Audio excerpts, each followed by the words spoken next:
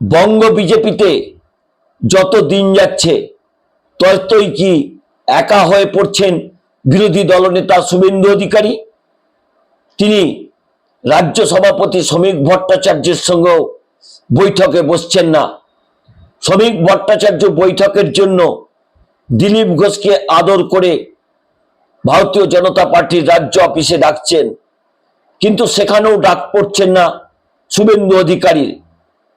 কয়েকদিন আগে বঙ্গ বিজেপির সকল নেতা তারা দিল্লি যাত্রা করলেন, দিল্লির কেন্দ্রীয় নেতাদের সঙ্গে বৈঠক করলেন, কিন্তু সেখানেও ডাক পড়ল না শুভেন্দু অধিকারীর।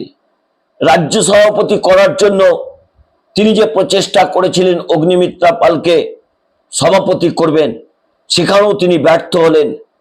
যত দিন যাচ্ছে ততই কি আরএসএস এর উত্থানে ভারতীয় জনতা পার্টিতে একা হয়ে পড়ছেন বিরোধী দলনেতা শুভেন্দু অধিকারী। কি করবেন তিনি? তার রাজনৈতিক ভবিষ্যৎ কি? তিনি কি তৃণমূল কংগ্রেসে যেতে পারবেন? সেখানেও রাস্তা বন্ধ। যে সাম্প্রদায়িক মন্তব্য তিনি করেছেন কংগ্রেসও তিনি করতে পারবেন না।